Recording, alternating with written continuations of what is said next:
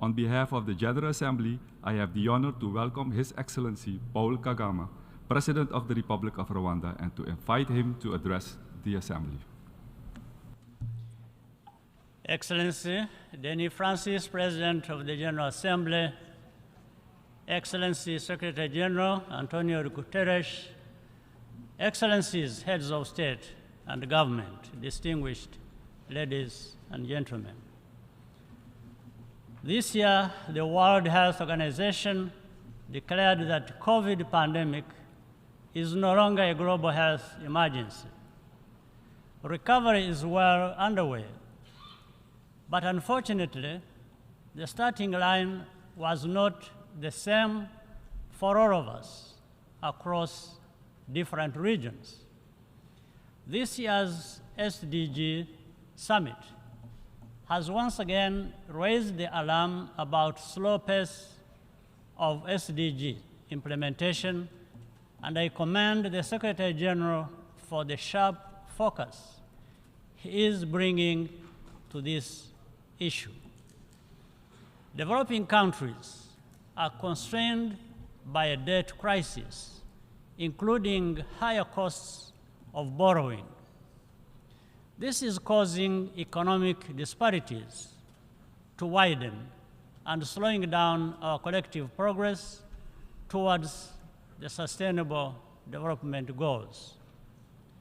The primary cause of this crisis is high interest rates in developed economies in order to correct for years of quantitative easing.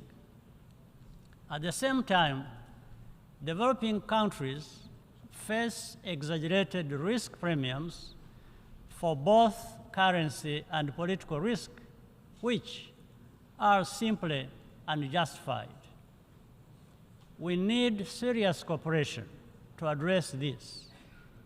In developing countries, we also have a responsibility to be accountable for the quality of our financial governance and the management of our natural resources. Increasing access to finance also requires reform of our global financial institutions.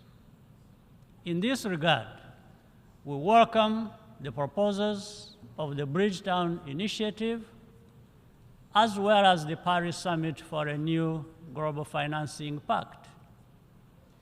Rwanda also supports the second replenishment of the Green Climate Fund to create the fiscal space for vulnerable nations to tackle climate change. Africa and small island developing states, many of which are represented in the Commonwealth, want to work with partners and be part of the solution. That is an important outcome of the recent African Climate Summit held in Nairobi under the leadership of President William Ruto.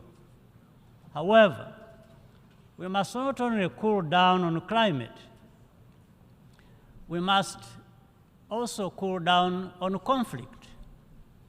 Today, there is no sign of ongoing conflicts ending anytime soon. We do not even see hope from those with the most influence that an end is in sight. Innocent lives are left alone to carry the burden of this instability. That is a profound injustice.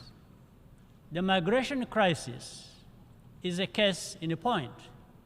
Every year, migrants and refugees undertake dangerous journeys in search of a better future. Rwanda remains committed to working with partners, including the United Nations High Commissioner for Refugees, to contribute to a durable solution. This decision is informed by our experience and knowing firsthand the pain of losing everything and not having a place to call home. That is part of our promise to leave no one behind. We continue to need a more effective forum to manage global crises. That's why the United Nations was created in the first place. However, that does not absolutely absolve any country or region of the responsibility to address the governance shortfalls which are the root cause of instability. In this regard, I welcome the Secretary General's report on a new agenda for peace. Bilateral interventions, to which Rwanda contributes actively in various places, can provide a rapid response to a crisis situation. But to have a lasting effect, the need to pave the way for multilateral engagement and international political progress.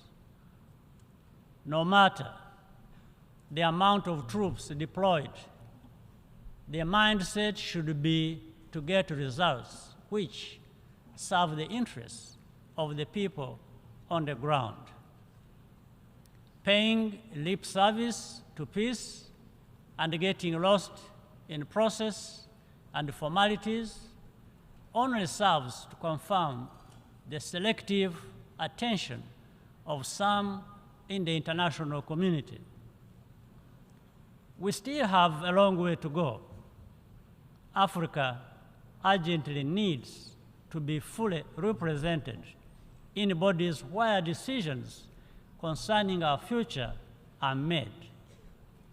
Just as urgently, Africa must be fully prepared to speak with one voice. Ultimately, a more effective development cooperation framework must give equal weight to everyone's needs and priorities. That is what builds fair and equal partnerships and a more just and peaceful world. That's what we all claim to want, even as we too frequently fall short. In that spirit, allow me to commend the United Nations Development Program, led by Akim Steiner, for the Timbuktu initiative to strengthen the African startup innovation ecosystem. This week, the International Telecommunications Union, led by Doreen Bodan-Martin, together with UNDP, unveiled a major new initiative on inclusive digital public infrastructure.